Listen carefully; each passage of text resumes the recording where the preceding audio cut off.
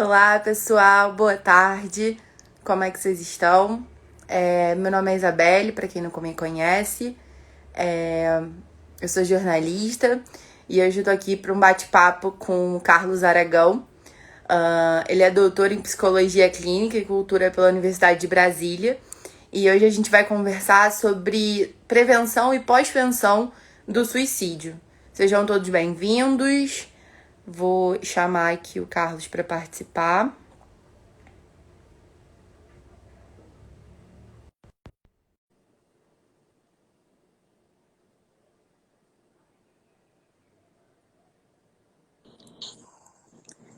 Pois, Boa Isabel, tarde, boa tarde, tudo bem? seja muito bem-vindo. Eu que agradeço demais o convite, o espaço. Prazer. Um prazer. Hoje a gente vai falar sobre prevenção do suicídio, pós-venção, né? Para começar, acho que você podia se apresentar um pouquinho enquanto as pessoas ainda estão entrando. Ok.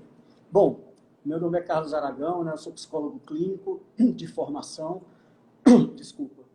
E depois, minha primeira formação era administrador de empresas. Tempos depois eu resolvi fazer o que eu sempre quis, que era psicologia. E ao longo da minha carreira como psicólogo, eu eu, eu adquiri, não, mas eu escolhi três temas de interesse, ou eles me escolheram, né, como a gente fala na psicologia. Até mesmo antes da formação em psicologia, eu, quando era voluntário de uma instituição de oncologia infantil, né, eu trabalhava com crianças como voluntário no leito de morte, crianças com câncer, eu comecei a me apaixonar pelo que a gente chama de estudos de morte e morrer, que a gente chama de tanatologia, né, a ciência que estuda os fenômenos da morte e do morrer. Então, mesmo antes da psicologia, como administrador de empresas e voluntário, eu comecei a me apaixonar pelos estudos sobre luto, cuidados paliativos e tal. Quando eu entrei na psicologia, então, eu já sabia para onde eu me direcionaria nesse sentido. Então, aprofundei os meus estudos sobre luto. Eu sou terapeuta de pessoas enlutadas, tenho formação em estudo do luto, mas no início da faculdade, eu, ao fazer uma pesquisa acadêmica, daquelas pesquisas de disciplina, eu fui entrevistar três. Eu vou contar essa historinha aqui rápida, porque as pessoas muitas vezes pensam que quem escolhe, por exemplo, trabalhar com o fenômeno do suicídio, ou é porque já pensou em se matar, ou é porque alguém da sua família já tirou a própria vida, coisas, felizmente não é o meu caso, Que né? bom. O que me fez, o que determinou a minha entrada na suicidologia, logo no início da faculdade, né, 15 anos atrás, foi o depoimento de uma mãe nessa pesquisa, né, ela havia perdido um filho único de 25 anos por suicídio, e eu fui entrevistá-la, mas eu fui entrevistá-la, inclusive, para verificar o luto, né? O luto de mães de pessoas que haviam se matado. Eu entrevistei três pessoas, três mulheres. A primeira delas foi essa. E ela me dizia, resumidamente, o seguinte, que desde que o filho havia se matado, 6 meses antes da entrevista, na casa dela, uma casa muito simples aqui na periferia de Teresina, de onde eu sou, aqui no Piauí, que ela começou a beber todo dia e ela também começou a pensar em se matar todo dia, né?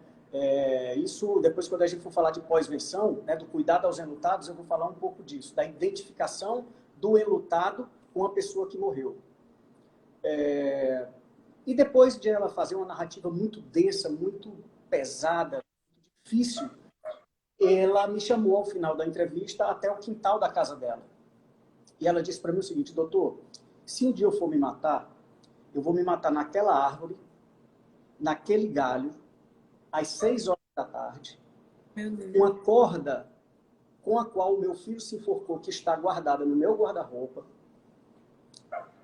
Eu estou contando isso em detalhes apenas para caracterizar. Pelo amor de Deus, não entendam que eu estou aqui tentando dramatizar coisas. É apenas para as pessoas entenderem a densidade, a dificuldade e a complexidade de uma morte por suicídio, né?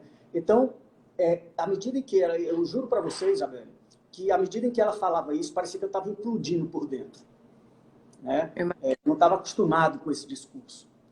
E então, na hora que eu saí da casa dela, eu fiquei no meu carro uns 10 minutos parados, assim, atônito, catatônico, e ali o meu raciocínio, talvez intuitivo, foi: eu não posso acreditar que existe uma dor maior do que essa. eu não posso acreditar que exista algo mais complexo do que isso. É isso que eu vou estudar. Foi exatamente assim que, a partir daí, há 15 anos, nunca mais eu deixei de ler alguma coisa, de clinicar, de estudar, de pesquisar sobre suicídio. E, tanto que aí depois, quando eu terminei a faculdade, eu já havia entrado no mestrado na Universidade Federal do Piauí, no departamento de antropologia, mas para trabalhar com pessoas que tentaram suicídio. Eu montei uma narrativa de vida com essas pessoas, desde o dia que elas nasceram até o dia que elas tentaram se matar. Esse foi o meu trabalho de mestrado.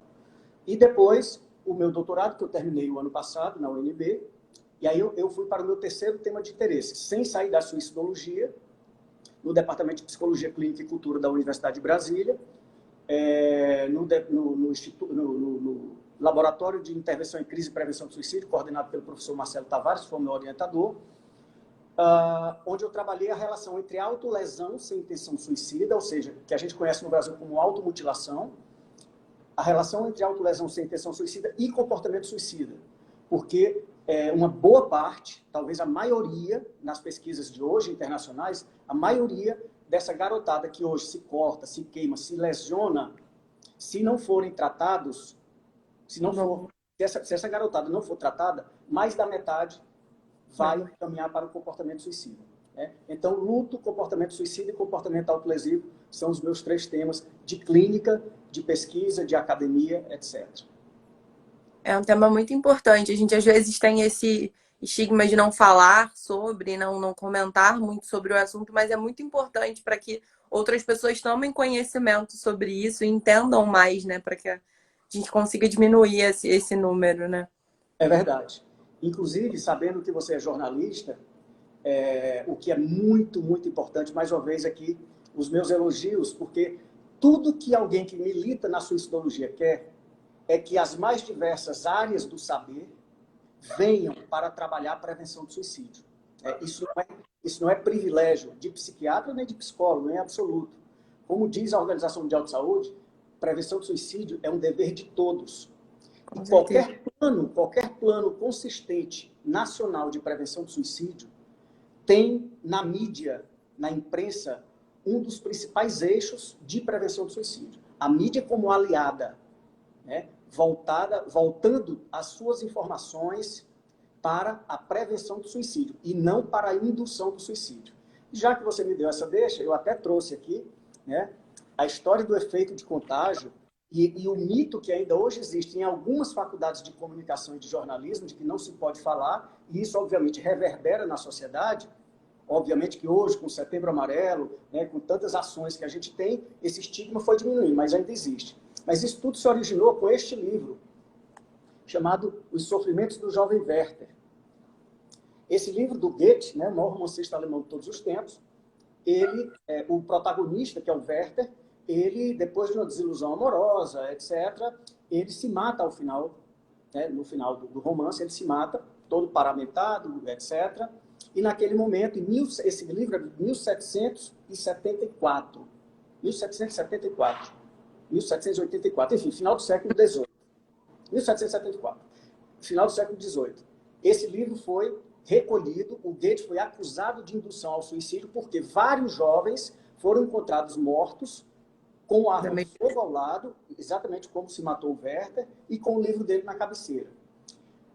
Na década de 70, um pesquisador chamado Phillips tomou emprestado o termo Werther, do protagonista do livro do Goethe, para colocar no nome do efeito de contágio do suicídio quando ele é mal noticiado, quando ele é noticiado de forma irresponsável, inadequada, sensacionalista, etc.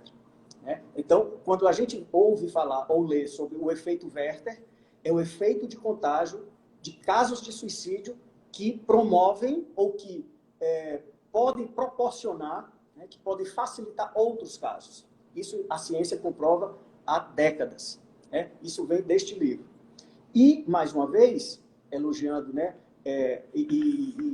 e satisfeito por ter jornalistas como você atentas à questão da prevenção do suicídio, que não são muitos, que realmente se dedicam para fazer uma coisa séria.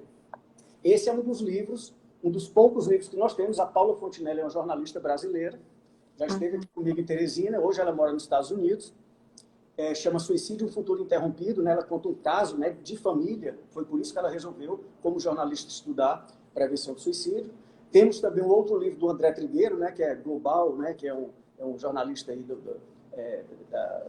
da Globo News, se eu não me engano, e que também milita nessa questão da prevenção do suicídio, e tem um livro que deve ter uns 4, 5 anos, chamado Viver é a Melhor Opção. E tem uma outra jornalista, se eu não me engano, de São Paulo, que também lançou um livro. Ou seja, não é muita coisa na frente da importância, né, da mídia, da imprensa e do jornalismo para a prevenção do suicídio.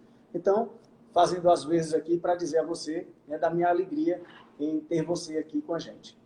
Ai, que bom. Acho muito importante. Mas, obviamente, acho que tem que existir um cuidado da forma de falar, né? Como você falou, assim, o jornalista, ele tem o dom de falar, de comunicar. Mas muitas vezes é um assunto tão delicado que precisa de uma mão de um especialista para que isso direcione. Eu acho que o papel do jornalista, nesse caso, é dar voz a uma pessoa que saiba sobre esse assunto para poder explicar mais e informar as pessoas, né? É verdade, é verdade. Esse cuidado é muito importante. Inclusive, no próprio livro do André Trigueiro, e eu acho que no da Paula também, eles sempre chamam, né? Por exemplo, no caso do André Trigueiro, o Carlos Felipe, que é um dos diretores, é o vice-presidente da Associação Brasileira de Prevenção do Suicídio, da qual eu faço parte, que tem um capítulo lá, falando com o especialista. Então, é sempre importante a gente estar lastreado, né, em qualquer assunto que a gente trate, com pessoas que de fato entendam. De qualquer forma, felizmente, a gente já tem jornalistas, como tem uma moça aqui de Teresina, que o trabalho dela, ela é jornalista, foi aqui da assessoria de imprensa do governo do estado, alguma coisa assim, e que apresentou um trabalho no congresso da ABEPS do ano passado, e foi o segundo trabalho mais premiado. Né? Eu tive com ela numa live agora, ou seja, são jornalistas que também se dedicam, né, além do cuidado que você está tendo de chamar alguém da área, mas que também se dedicam às pesquisas na área. Né? Então, muito bacana. A gente já teve aqui uma pergunta, as pessoas já estão comentando um pouquinho sobre, e a psicóloga Beth falou: tem muitos mitos sobre o assunto do suicídio. Um deles é acreditar que que as pessoas que dizem verbalmente que não irão se suicidar acabam sim se suicidando. Pois é, tem mesmo, né? E aqui. Oi, Gabriel. Gabriel, meu filho, acabou de entrar. Seja bem-vindo, Gabriel. Também estou vendo algumas pessoas, eu não consigo ficar olhando muito para baixo, porque eu sou muito disperso, senão eu não consigo. Mas Quando eu... acabei de ver aqui a Marcela, que é psicóloga amiga, enfim, mas vamos em frente. Em relação aos mitos, né, de fato nós temos vários mitos. Né? Um deles, talvez o mais disseminado, é exatamente isso. Quem fala não faz, digamos assim. Né? Não é isso que ela perguntou? É, exatamente. Bom, o que nós sabemos é o seguinte: o critério científico para esse mito é que de 80% a 90% das pessoas que tiram suas vidas avisam antes. Bom, por que nós temos que tomar cuidado com essa informação? Toda vez que eu vou falar em público sobre isso, eu tenho que colocar uma vírgula para dizer, mas nem sempre é fácil detectar esses sinais. Porque se eu passo apenas a informação, que é uma informação correta, científica, de que de 80% a 90% das pessoas avisam antes, de alguma forma, mas às vezes são sinais sutis, às vezes são sinais diretos. Eu vou me matar, olha, eu estou pensando em me matar. Ou então, às vezes, são aqueles sinais indiretos, como só quero sumir, a minha vida não tem mais sentido, eu não tenho mais propósito, eu só sinto um vazio. Eu sou um peso para a minha família, coisas dessa natureza. Né? Às vezes indiretas, às vezes pelas redes sociais, às vezes são sinais diretos mesmo. Porém, nem sempre, no dia a dia, quem é um familiar, quem é um colega de trabalho, quem é um colega de escola, a gente sabe muito bem que a rotina nos atropela. Né? Se não for uma coisa tão assintosa, tão contundente, muitas vezes a coisa vai passando. E, às vezes, por preconceito, mesmo que a coisa seja direta, você não acredita. Aí cai naquela esparrela de só quer chamar a atenção, é dramático, isso é coisa de adolescente, é coisa de criança, preguiça, eu sei, todo tipo de situação, né, onde você desqualifica o sofrimento do outro, você, ao invés de, primeiro, a priori, você apoiar para depois saber o que é, você antecipadamente faz um conceito de que aquilo é bobagem. E, às vezes, a conta chega cara. Né? Então, sem dúvida alguma que esse é um mito, realmente, que nós precisamos cada vez mais desmistificar, porque a qualquer sinal de sofrimento, nós vamos falar de alguns deles, Sim. Nós precisamos emprestar os ouvidos, o ombro, se for possível, o colo, para que a gente saiba do que se trata, acolher essa pessoa, aí depois nós vamos ver se é algo muito grave, que a gente já precisa encaminhar para profissional de saúde, se é algo que só os meus ouvidos podem ajudar, a minha escuta, com o meu acolhimento, com o meu apoio, ou se de fato pode ser uma tentativa de manipulação, alguma coisa assim, pode ser, mas nós não vamos pagar para ver, pelo menos eu não recomendo. Né? Então, de fato, esse é um dos mitos. É o mais disseminado de fato, mas ele é completamente falso. Acho que a gente já poderia falar um pouquinho sobre os sinais, né? Como é que a gente consegue perceber, por exemplo, às vezes está dentro da nossa casa, uma pessoa muito próxima de nós e a gente não consegue perceber os sinais. De que forma a gente consegue? Bom, a gente pode falar dos sinais, depois a gente pode falar um pouquinho, se você me lembrar, dos fatores de risco, fatores de proteção, né? São coisas diferentes, de alguma forma se assemelham em algum momento. Mas assim, que tipo de sinal...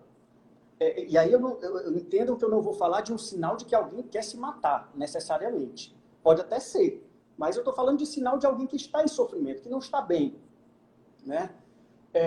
Muitas vezes esse sofrimento já pode ser um sofrimento grave e que, por vezes, pode até ser já um sinal de desistir da vida. Mas, por exemplo, isolamento social. As pessoas que vão se isolando gradativamente. Tristeza profunda. As pessoas que vão se entristecendo, né? Vão entrando numa rota de melancolia cada vez maior. O que nós chamamos de anedonia, que é quando você perde o prazer, vai perdendo o prazer em atividades nas quais você tinha prazer anteriormente. Você vai perdendo energia, você vai perdendo ânima, né, da vida. Outra coisa, problemas com sono. O sono é um capítulo à parte. Eu poderia passar uma live inteira falando da minha preocupação com sono. Mas eu vou fazer só um parêntese. Vejam, uma pessoa, para mim, resumindo, em uma linguagem bastante direta, uma pessoa sem dormir, para mim, não presta para nada. Né? Claro que eu não estou falando de um dia ou dois. Muitas vezes você sofre um revés, termina um relacionamento, tem uma crise financeira, enfim, qualquer situação que pode te levar a um quadro de insônia, de um dia, dois e tal. Isso é uma coisa. Estou falando de um padrão de sono irregular e insatisfatório. Então você precisa, todos nós precisamos ter um padrão de sono que nos dê uma quantidade de horas, que aí pode variar um pouco para você, para mim 6 horas, se eu dormir 6 horas bem, eu estou zerado. Tem pessoas que precisam de 7, 8, depende. Então, uma quantidade de horas adequada, com uma qualidade de sono, uma boa qualidade de sono, que no outro dia façam com que a gente acorde reparados para enfrentar as dificuldades do dia. Porque também não adianta você dormir 10 horas se a cada meia hora você acorda. Como também não adianta você dormir super bem e dormir só 3 horas por dia. Porque nós não fomos programados para isso, pelo menos a maioria de nós. Mas eu posso dormir o dia todo e acordar de madrugada. A não ser que você seja vigia ou policial, alguma coisa. Porque senão, o correto é a gente dormir de noite e acordar de dia. Sim. Então eu estou falando isso porque se você não dorme bem com frequência, você perde capacidade de raciocínio, você perde memória, você começa a aumentar o seu nível de irritabilidade, de agressividade, perde equilíbrio psíquico, perde equilíbrio motor. Né? Quer dizer, você atrapalha as suas relações em função de tudo isso, né? As suas relações começam a ficarem comprometidas, o teu trabalho é afetado, tudo é afetado. Então, para mim, a base de tudo, por isso que os meus pacientes, se eles fizerem terapia 1 ano comigo, 1 ano eles vão escutar de mim toda a sessão. Você está dormindo bem, porque se não tiver, para tudo, entre aspas, não é que a gente para, mas eu estou dizendo, vamos parar tudo para a base. Qual é a base? É o sono. A partir daí, inclusive, a terapia não faz efeito se você não está dormindo bem, os remédios também perdem potência. Quer dizer, para mim a base é o sono. Por isso que eu estou fazendo esse capítulo à parte aqui. Então, questões do sono. Se você também está tendo distúrbios do apetite, é sempre bom verificar, né? Principalmente quando isso envereda para bulimia, anorexia, né? Os transtornos alimentares, que são fatores de risco para comportamentos autodestrutivos. Crises frequentes de choro sem motivos aparentes, ou seja, é claro que você pode chorar e deve quando quer, né? Para você poder desabafar, para você extravasar seus sentimentos. Porém, muitas vezes você vê reações desproporcionais, né? De repente cai uma caneta no chão e a pessoa tem uma crise de choro compulsivo, né? Então, e essas frases, né, como eu disse, a minha vida não tem mais sentido, eu sinto um vazio. Todas essas frases melancólicas, catastróficas, que muitas vezes a gente vai soltando aqui e ali, muitas vezes através das redes sociais. Sinais de desesperança, não creio mais no futuro, sinais de desesperança e principalmente sinais de desespero. Quando a pessoa chega, porque o desespero humano é o último elo da cadeia do suicídio, ou do comportamento suicida, aliás. Se você for conversar com pessoas que já tentaram suicídio e não morreram, ou que estão muito próximas de tentar, possivelmente 80% delas vai falar em algum momento de desespero. Eu estou desesperado, eu só sinto um desespero, eu não sei mais o que fazer, eu não vejo saída, etc. Então, são alguns sinais que eu posso dizer. Mas, repito, não quer dizer que porque você apresenta um ou dois desses sinais, que a pessoa está pensando em se matar. Mas, possivelmente, é alguém que não está bem. E, mais uma vez, se você percebe em você ou no outro que algo está acontecendo de desajuste ou que a coisa está disfuncional, é a hora da gente oferecer ajuda se for com o outro e é a hora da gente pedir ajuda se for com a gente. Entendi. É uma forma da gente também conseguir se alertar que está acontecendo alguma coisa errada, né? E começar a prestar mais atenção naquela pessoa, dar um carinho especial a ela nesse momento. Né? Exatamente. Porque Isabelle, tudo que uma pessoa que está em sofrimento grave, muitas vezes querendo desistir da vida, precisa, é de escuta. Uhum. É de escuta primeiro. Né? Por isso que muitas vezes chegam a pessoas como eu, que trabalham muito com comportamento suicida na clínica, né? E eles falam assim, doutor Carlos, o senhor é a minha última opção. Por quê? Porque eles já passaram pela família, falaram com o pai, com a mãe, com o esposo, com a esposa, ou quem quer que seja, foram tentar falar do seu sofrimento, da sua dor, da sua angústia, e foram desqualificados. A dor não foi validada, o que não quer dizer concordar com aquilo. Quer dizer que você tem que concordar com a pessoa. Estamos falando de validar, né? E de tolerar o discurso de sofrimento do outro, que hoje é uma coisa muito rara. Né? A tolerância para o discurso de sofrimento do outro. Então, se eu vou falar com meu pai e ele me desqualifica, acha que isso é bobagem, me leva para um bar para beber cerveja, porque acha que isso vai passar ou coisa desse tipo, eu já não volto mais para ele. Depois eu vou, de repente, no padre da minha igreja, ou no pastor, ou em qualquer outra instituição religiosa, e ao invés de também ter uma acolhida, muitas vezes, claro que tem líderes religiosos espetaculares, muito bem preparados, mas muitos deles não são. E aí, de repente, ele pode dizer para mim, como eu já ouvi várias vezes de pacientes meus, que isso é falta de Deus. Bom, aí eu já não volto na igreja. Aí eu falo com um amigo meu do trabalho. Outra coisa, também não volto. Ou seja, eu vou passando e vou desacreditando gradativamente nas pessoas e nas instituições. E aí, muitas vezes, sobra um psiquiatra e um psicólogo na clínica. Né? Então, assim, essa é uma questão que envolve a comunidade, a sociedade, né? que é exatamente o que nós estamos fazendo aqui, tentando trabalhar esses temas, né, da melhor forma possível, para que nessas situações de sinais de sofrimento, que a gente se disponha a ajudar, e se for com a gente, que a gente realmente tem esse termômetro, esse sensor, para saber a hora de pedir ajuda. Saber a hora de pedir ajuda é um dos maiores fatores de proteção que uma pessoa pode ter. Eu sempre termino as minhas falas com isso, mas eu vou me adiantar aqui. É quase um mantra para dizer. Saber a hora de pedir ajuda não é sinal de derrota, nem de fracasso, nem de insignificância. Ao contrário, saber a hora de pedir ajuda, que todos nós vamos precisar um do outro em algum momento. Sempre. Né? Então, esse termômetro de saber a hora, a vida está mais pesada do que o peso da vida, o fardo está mais pesado do que o que eu posso carregar. Essa é a hora que eu preciso pedir ajuda, ou para minha família, ou para minha igreja, ou para o profissional de saúde, dependendo da situação. E isso é sinal de sabedoria, de sagacidade, de astúcia, né? E isso é um dos maiores fatores de proteção que a gente pode ter. Por isso que muitas vezes, infelizmente, a gente vê a coisa esticar tanto e às vezes até acabar mal, né? Porque isso os homens têm até um pouco mais de dificuldade em regra do que as mulheres, de colocar os seus sentimentos, de admitir um pouco de fragilidade, de vulnerabilidade. Enfim, tem muita coisa nessa seara. Como é que uma pessoa que começa a ter esses pensamentos autodestrutivos, pensamentos suicidas, ela consegue lidar com esses pensamentos? realmente procurar uma ajuda ou tem alguma outra forma que ela possa tentar se desprender disso? Olha, Isabel, isso é muito relativo, né? Porque né, aquele clichê de cada caso é um caso. Agora, vamos falar em regra, né? Em regra, quando você tem pensamentos suicidas, porque o comportamento suicida, né, ele é um contínuo, como a gente fala, né?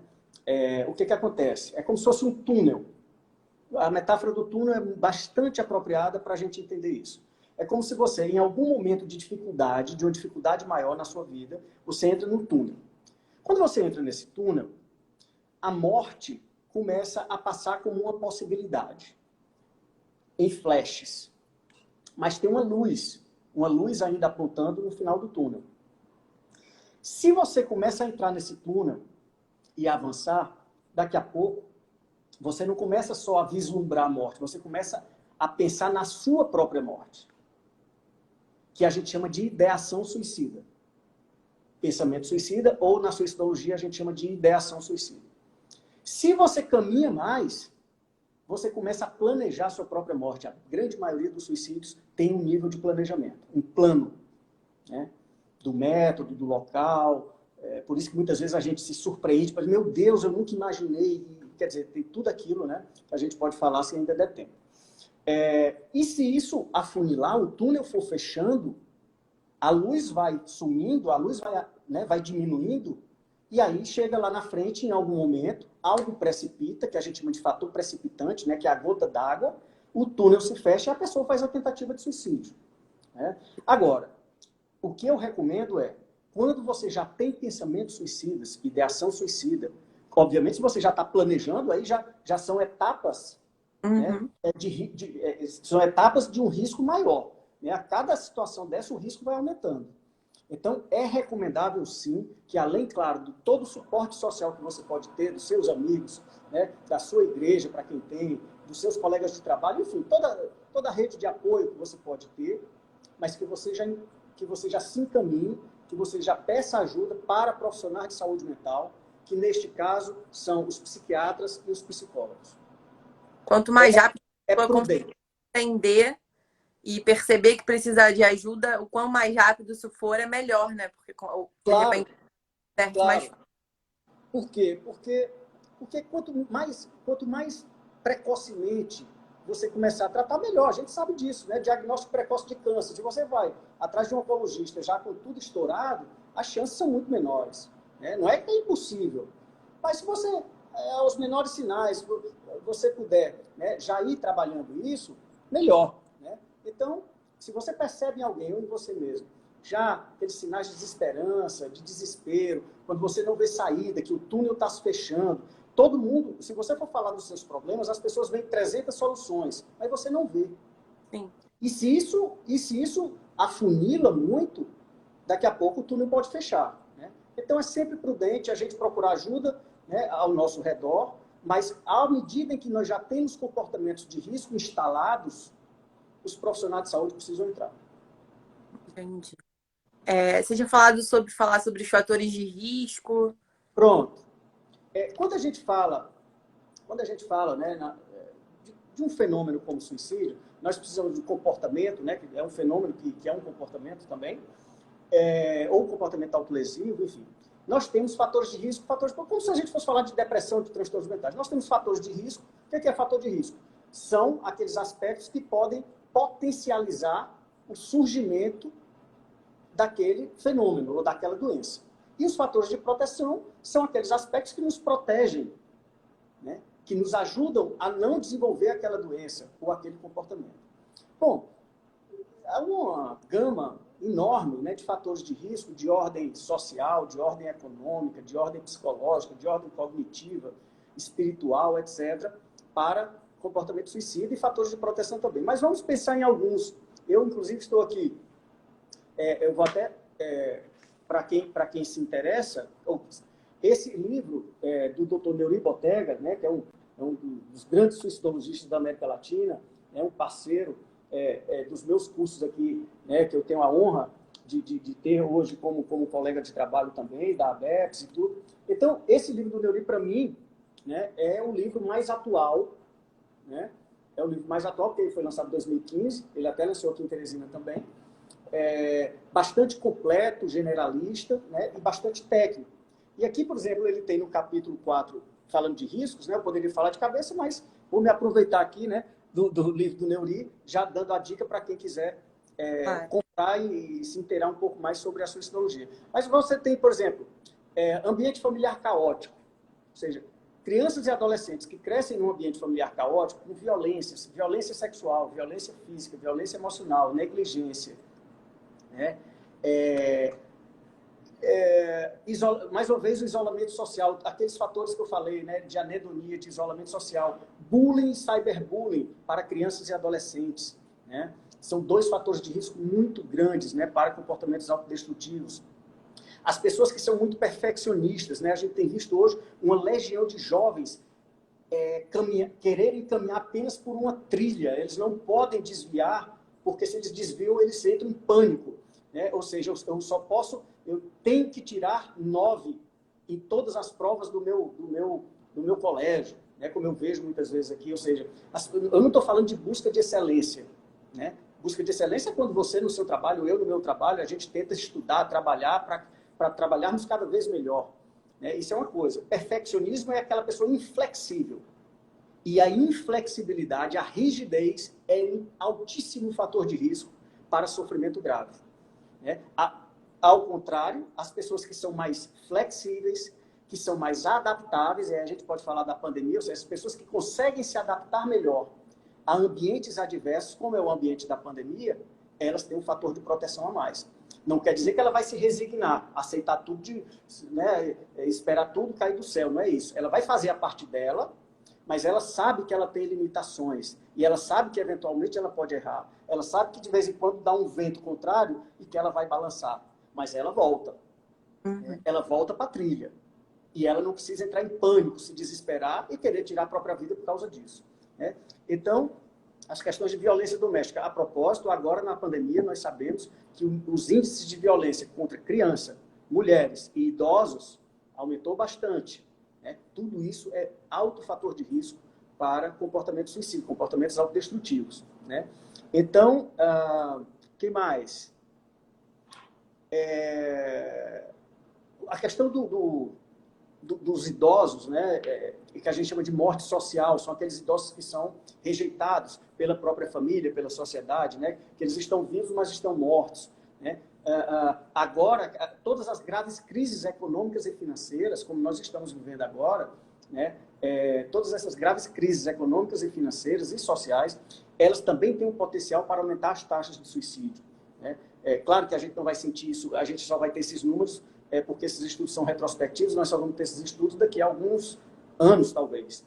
Mas nós sabemos que a crise de 2008 da bolha americana, desde a crise de 29 da Bolsa de Valores de Nova York, né, e a gente sabe que esses momentos de grande instabilidade social, econômica, eles têm um potencial para aumentar sofrimento grave, né? Agora a gente está vendo muitos empresários quebrando, né? Os trabalhadores informais aí passando fome, né, em função de uma série de situações. Então, assim, tudo isso precisa ser observado porque se transforma em grande fator de risco, né? Então, assim, outra coisa, claro, quais são os 3 principais fatores de risco para suicídio, segundo a Organização Mundial de Saúde, lembrando aqui. O primeiro deles é a tentativa anterior. A pessoa que já fez uma tentativa de suicídio, ela tem estudos que mostram que ela tem, às vezes, 100 chances de fazer uma outra a mais do que quem nunca fez. Isso quer dizer que porque eu uma vez tentei me matar, eu vou tentar me matar a vida toda até conseguir? Não. Eu já tratei, como todas as pessoas que clinicam com a suicidologia, sabem que essa pessoa pode ter feito 100 tentativas, mas em algum momento ela decidiu se tratar, ela conseguiu a rede de apoio, ela conseguiu os tratamentos adequados, ela fez a parte dela, ela pode e, na maioria das vezes, consegue ter vida normal para frente. Claro que com os fatores de risco para trás, né? Ou seja, mais uma vez, quem já fez e cada tentativa que se faz, as chances de fazer uma subsequente aumentam. Mas isso não é uma condenação, de forma nenhuma. Do mesmo jeito que quem nunca fez, pode fazer. Todos nós estamos, né, aí nessa seara. Então, assim, o primeiro e maior fator de risco para suicídio é a tentativa anterior. O segundo é a incidência de transtorno mental. Ou seja, nós sabemos que em torno de 90%, isso é o número da OMS também, em torno de 90% das pessoas que se matam teriam ou tiveram o diagnóstico de algum transtorno mental. Quais são os transtornos mentais mais associados ao comportamento suicida? Transtornos de humor como depressão e transtorno bipolar, transtorno de personalidade borderline, esquizofrenia, que é um transtorno psicótico, abuso de álcool e outras drogas, coisa que também agora, né, nós estamos aí num pico, né, de consumo de álcool, inclusive dentro de casa e etc. Então, abuso de álcool e outras drogas, né, transtornos alimentares também, mas principalmente esses que eu citei. Né, são os transtornos mais, não são os únicos, mas os mais associados ao suicídio. Então, incidência de transtorno mental. E o terceiro e maior fator de risco para suicídio é o histórico familiar. Portanto, quando vocês estiverem diante de alguém que manifestar um sofrimento grave, querer desistir da vida, ou coisa desse, ou vocês perceberem isso, a gente precisa perguntar, né, de uma forma cuidadosa, atenciosa, acolhedora, mas direta, que é outro mito.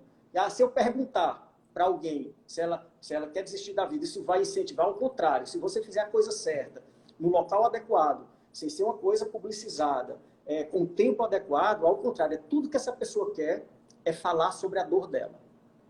Mas então, você precisa saber se essa pessoa já fez alguma tentativa, né? Se ela tem um diagnóstico, alguma coisa, o histórico de transtorno mental na família e histórico de suicídio na família. São os 3 principais fatores de risco, fora todos esses que eu falei para vocês. Né?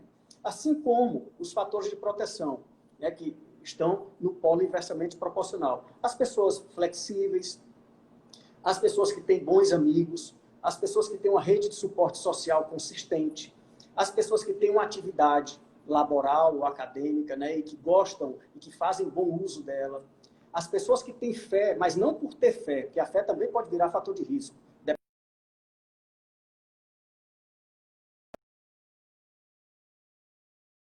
Normalmente, isso é um fator de proteção também. Né? Então, assim,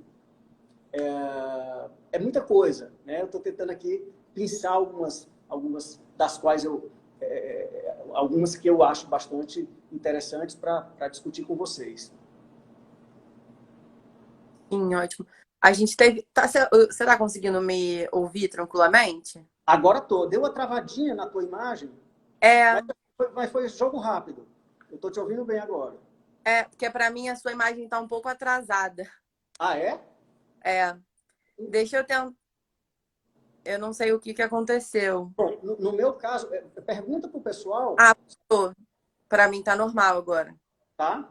Tá. Pessoal, vocês me escutam bem? O delay é meu ou é da Isabel? Só para a gente entender. Vamos ver se as pessoas respondem a gente. Falaram que tá normal. Tá normal. Obrigado, filho. A gente teve uma pergunta aqui. Deixa eu passar aqui para você. A Patrícia falou: boa tarde, eu tenho uma pessoa, eu tenho na família uma pessoa que já tentou várias vezes suicídio.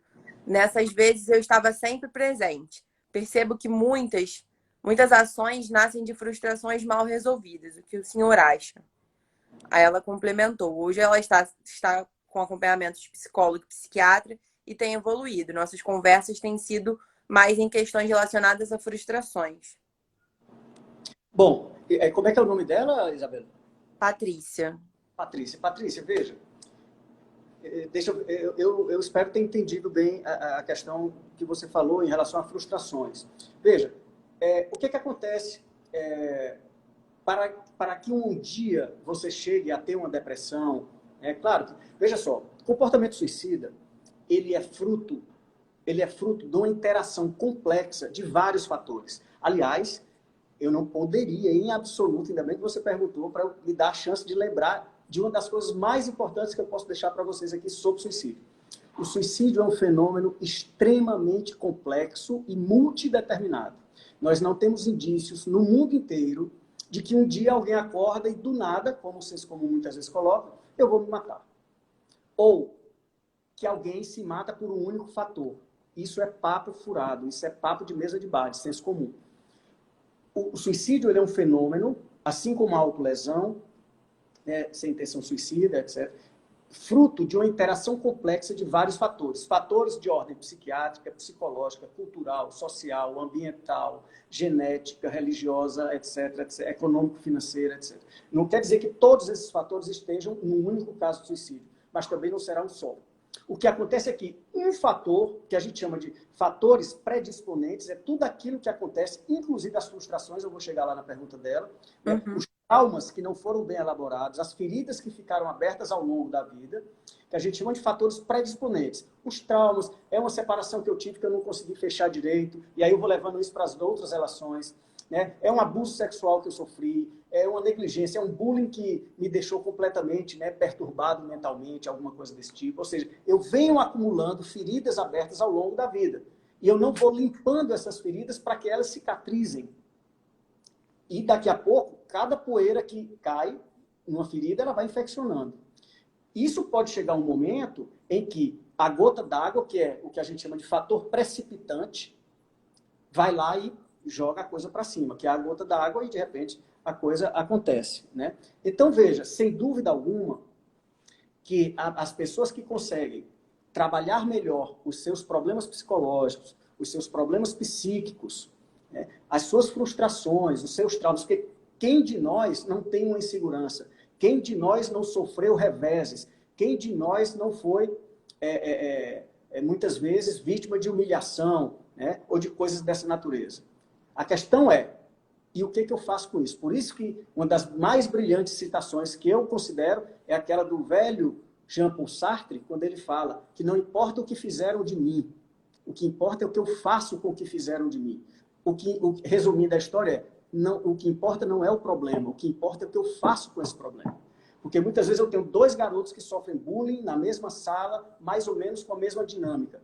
Um vai lá e tenta suicídio. Eu não estou falando que é só por causa do bullying, mas aquilo lá vai e precipita. E outro que vai sofrer, obviamente, porque ninguém vai sofrer um revés como esse sem sofrer, mas ele vai procurar o pai para discutir, ele vai procurar o melhor amigo, vai procurar o professor, ele vai procurar alternativas, né, que é o que a gente hoje tanto fala, né, do desenvolvimento de habilidades, de competências socioemocionais, que são os que nós precisamos investir nisso na escola, que isso de fato é o grande fator de prevenção de suicídio, de prevenção de autolesão, de prevenção de depressão, de coisas dessa natureza. Que é ensinar esses meninos, trabalhar com eles em casa e na escola, para que eles desenvolvam maior resiliência, para que eles aprendam a resolver conflitos sem machucar o outro e sem se machucar, para que eles aprendam a lidar com perdas. Afinal de contas, perdas que eu falo, não só perdas concretas, de perder o pai ou a mãe, obviamente que essas são as mais trágicas e as mais dolorosas, mas as perdas simbólicas, de perder o namorado, de perder uma namorada, de ser rejeitado, ou tirar uma nota baixa, não passar no Enem, ou coisa dessa natureza, né? Então, tudo isso, respondendo a pergunta da Patrícia, finalmente, sem dúvida, que você acumular decepções, frustrações, feridas abertas, sem tratá-las, sem elaborá-las, sem cicatrizá-las, possivelmente uma conta vai chegar lá na frente. Entendi. Uma outra pessoa a Carmen, pediu para você falar um pouco sobre quebra de sigilo no caso dos fatores de risco. Tá.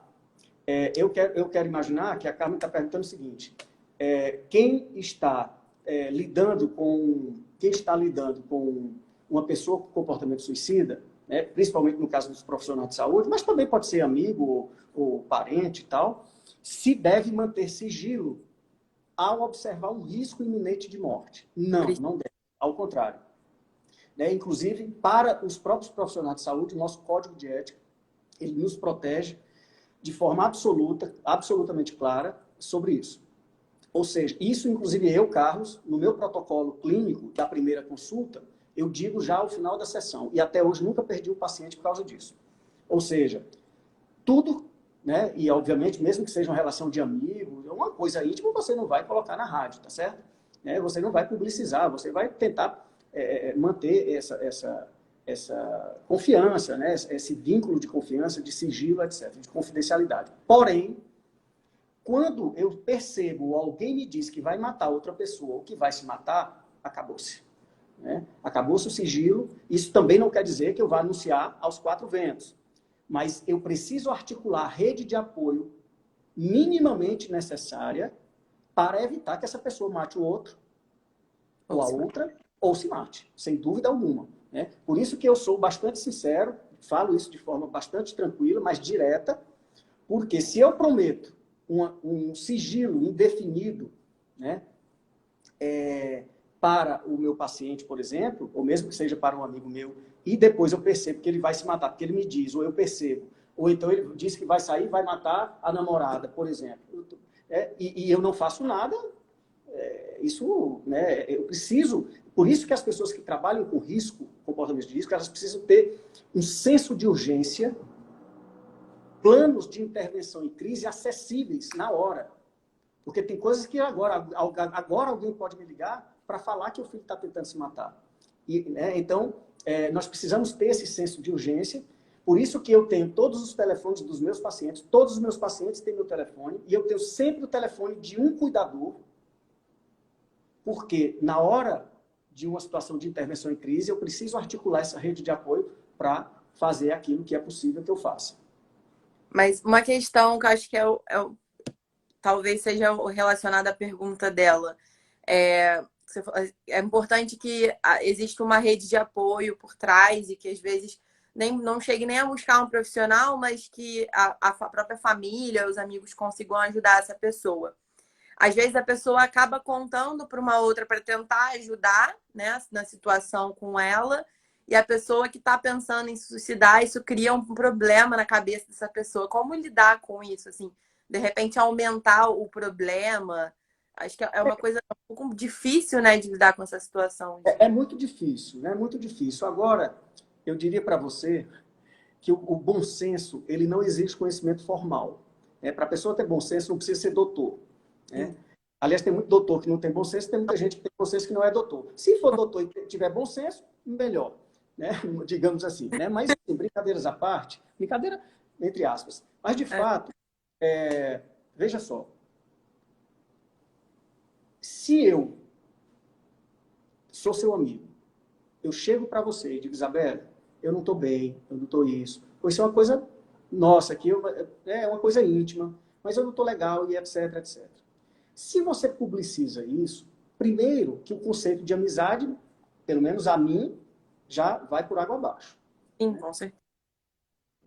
Sem dúvida alguma que se você faz um mau uso do meu sofrimento, da minha dor, da minha informação, isso pode complicar, sem dúvida alguma, porque vai depender de como eu vou reagir a isso. De repente, Mas na escola, a própria pessoa que recebeu a notícia não sabe lidar com aquilo, né? E aí ela acaba pedindo uma ajuda a outra pessoa. exatamente. E há uma cadeia assim meio complicada, né? Exatamente. Isso é muito comum, inclusive entre adolescentes, porque aí um vai lá, chama um no canto da escola e fala. Quando chega no dia seguinte, já tem 5 sabendo. Quer dizer, então, se eu já estou vulnerável, né? Muitas vezes são pessoas introspectivas que não conseguem. Às vezes eu escolho você por confiar por algum motivo para falar. Se você trai essa minha confiança, corta esse vínculo que eu imaginava que fosse interessante, Deus sabe como é que eu vou reagir a isso. Sim. Isso quer dizer que eu vou me matar por sua causa? Não estou falando disso.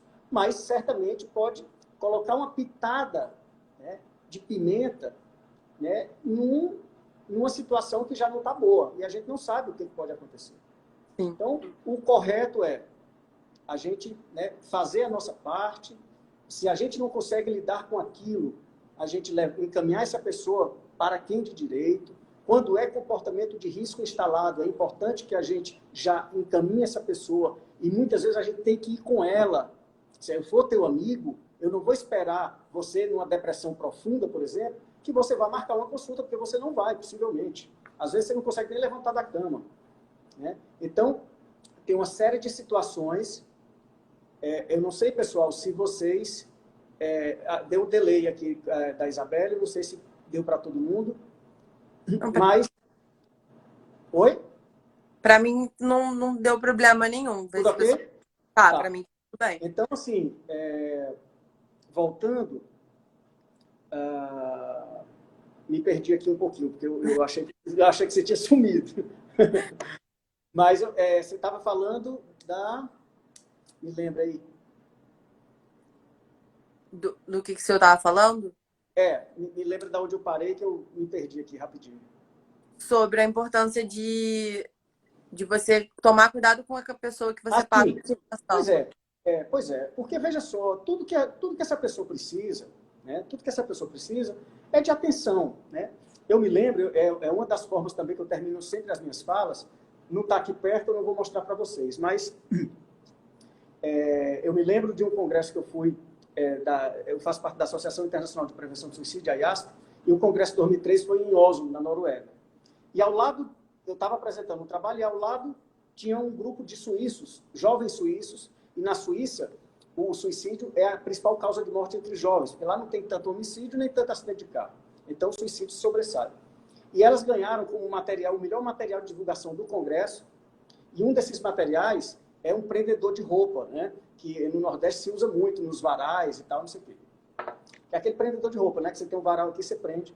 E lá estava o endereço eletrônico da ONG, desses jovens suíços, que é como se fosse o Centro de Valorização da Vida aqui do Brasil, o CVV, né? Que, por sinal, não podemos deixar de publicizar o 188, que é o número do CVV.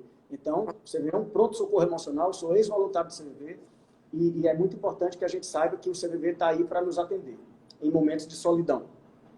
E no prendedor de roupa estava lá o Stop Suicide, que era a ONG, né, essa ONG deles, e do outro lado, que era o bordão, né, que era a frase de efeito deles, que é o seguinte: eu me importo com você. E eles saíam às ruas, né, panfletando e etc. Chegavam para a Isabelle: olha, eu sou o Carlos, eu faço parte da Stop Suicide. Se um dia você precisar de mim, se você não estiver legal, estiver se sentindo só, desamparada, etc., está aqui o meu endereço eletrônico, me procura, porque eu me importo com você. Que era o bordão dele, Getiana Atuar. E aí, eles pegam, né, o prendedor de roupa e colocam aqui na tua bolsa ou aqui na tua blusa, né, numa atitude simbólica profundíssima de vinculação. Porque a palavra-chave em qualquer relação é vínculo. E a palavra mais do que chave em pessoas que querem com pessoas que querem desistir da vida é vínculo. Vínculo de alta qualidade, não é de boa qualidade, é de alta qualidade. Que como amigo, como pai, como profissional de saúde, né, eu preciso desenvolver com alguém que quer desistir da vida. Então, assim, essas pessoas precisam saber, todos nós precisamos que alguém se importe com a gente. E imagine uma pessoa que está à toa, entre aspas, que está vagando pelo mundo, já sem ânimo, sem propósito, né, com desesperança, desespero e etc. Então, essa é a linha que eu sugiro que a gente adote, ao encontrar pessoas, né, em estado de extrema vulnerabilidade e sofrimento grave. A Patrícia falou sobre, bem relacionada a isso, né? Sobre a dificuldade da gente conseguir falar a coisa certa para aquela pessoa naquele momento. Porque pode ser que qualquer coisinha que a gente fale gere um transtorno um pouco maior. Mas às vezes você ouve a pessoa, né? Patrícia, não precisa falar nada. Se você não sabe o que falar, não fale.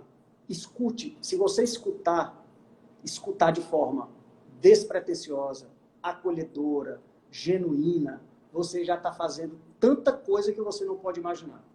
Você não precisa ir com um protocolo técnico, porque às vezes nem eu vou, né, para conversar com alguém sobre isso. Né? Ou seja, é perguntar o que o grande nome da suicidologia de todos os tempos, é um psicólogo americano chamado Edwin Schneidman, que fundou o primeiro centro de prevenção do suicídio na Califórnia, da década de 40. E o Schneidman, ele tem um clássico da suicidologia chamado The Suicidal Mind, a mente suicida. E lá, gênio como ele era um dos grandes nomes, aliás, talvez o maior nome da suicidologia, ele dizia o seguinte: olha só, quando você, mestre dos mestres, é você, meu caro, isso é um irmão meu, presidente do Instituto Dharma, acabou de entrar, Andrei Polessi. O Instituto Dharma é o instituto do qual eu faço parte como psicólogo, e que nós fazemos expedições humanitárias pelo mundo. Acabamos de chegar da África, agora em março, a pandemia estourando no Brasil, eu, Andrei e um grupo de 10 médicos no interior de Uganda. Beijo para ti, mestre. Então, Isabelle, voltando, o Schneiderman, ele dizia o seguinte, olha só, quando alguém chegar em crise, em sofrimento grave, com desesperança, desesperado para você, você não precisa investigar a vida da pessoa naquela hora. Pode ser que lá na frente precise, né, de uma investigação, de alguma coisa, de colher dados e tudo. Você não precisa futricar a vida da pessoa. Diz o Schneiderman, pergunte duas coisas aí, Patrícia, eu sugiro a você e a todos nós. Coisa muito simples, não é fácil, mas é possível que a gente faça. Ele diz assim, faça duas perguntas. Onde dói em você? Onde é a tua dor? Me fala da tua dor. Me fala da tua dor. Agora escuta. Agora, se você pergunta, você precisa estar preparado para escutar. Senão é melhor não perguntar. Né? Com certeza. Onde dói em você? Me fala da tua dor. Como você está se sentindo? E escuta. E depois de escutar, diz o Schneider, faz mais uma pergunta. Como é que eu posso te ajudar? Como é que eu posso te ajudar? Eu, Carlos, incluiria o seguinte, ao final de tudo isso, falou, conta comigo. Conta comigo. Porque eu me importo contigo. Porque eu me importo com você. E com esse material, que é a narrativa dessa pessoa, que são os dados que ela vai te trazer nessa narrativa, se você deixar, e fizer as perguntas de forma correta e acolhedora, essas perguntas, você vai saber se você mesmo pode ajudar ali, se já é uma coisa que está no nível que você já não dá conta, porque todos nós temos as nossas limitações. Como amigo, eu presto um serviço. Como pastor, eu presto outro. Como pai, eu presto outro. Eu, como psicólogo, não posso passar remédio, eu preciso do médico. Então, cada um de nós tem que fazer a sua parte, mas todos nós temos as nossas limitações. Por isso que, quando a gente se junta, a gente é muito mais forte. Ao invés de dizer só o médico, só o padre, não. Cada um faz a sua parte. E cada um tem uma parte muito importante. Então, não precisa, Patrícia, né, ir com protocolos. Vá com o seu coração aberto e, principalmente, os seus ouvidos abertos. Isso é o suficiente para o início de uma relação que pode prosperar. A gente falou bastante sobre a pessoa ser ajudada. Assim, a gente não pensa no que isso pode causar na pessoa que está tentando ajudar, né? Então, Claro. a pessoa às vezes precisa se preparar, ter um psicológico bom para poder tentar ajudar. Às vezes, se você não consegue, não tem um preparo também emocional, você não vai Pois conseguir. né? É verdade. É claro que, para qualquer situação que eu vá, eu preciso estar minimamente preparado, eu não diria, porque assim, senão a gente fica pensando que eu vou ter que fazer cursos para isso, não é isso. Né? Agora, se eu também estou num estado de vulnerabilidade, se eu estou em depressão, se eu estou passando por uma dificuldade muito grande, eu me junto com outra pessoa na mesma situação, talvez a coisa não funcione bem. Né? Talvez a coisa não funcione bem. Por isso que eu preciso saber dos meus limites. Eu preciso saber dos meus limites. Inclusive como terapeuta. Né? Digamos que eu acabei de perder uma pessoa querida. E aí eu, como terapeuta de luto, vou para a clínica e encontro um paciente que está... De repente, aquilo pode, né? Ter uma reação contra-transferencial que eu preciso saber. Né? Eu preciso saber até onde eu dou conta. Como amigo, como parente, mais ainda. Né? Mais ainda. Por isso que cada um a gente precisa saber. Agora, se eu não dou conta, não tem problema. Eu falo, pô, né? Estou aqui, estou tentando, mas eu não estou suportando. Então, vamos ver como é que a gente pode achar outra pessoa, vamos chamar um outro amigo nosso, ou vamos atrás de um profissional de saúde, ou vamos atrás de alguém que possa, de fato, te ajudar. Eu tentei, não deu, paciência. Né? Nós não somos infalíveis. Né? Agora, o que nós não podemos é esticar demais a coisa, achando que a gente vai dar conta e, de repente, produzindo um sofrimento ainda maior na pessoa e na gente também. Então, esse jogo é importante que a gente saiba jogar. Doutor, desculpa lhe cortar, mas assim, o Instagram já está avisando a gente que a gente tem 40 segundos para terminar a live. Eu imaginei. A gente nem falou de pós-venção, viu? Viu, Isabel? Pois é, então... Eu já fica me devendo uma outra situação para a gente falar só de luto de suicídio. A gente volta para falar sobre esse assunto. Acho que precisamos marcar uma próxima live sobre esse assunto. Combinadíssimo. Vou estar à sua disposição, tá bom? Tá, doutor, muito obrigada pela conversa. Foi maravilhoso o bate-papo. E espero que Eu em que breve a agradeço. gente consiga se encontrar de novo para falar sobre esse assunto que faltou. Eu que agradeço, né? Um abraço a todos que estiveram aí com a gente, pela paciência. Obrigado.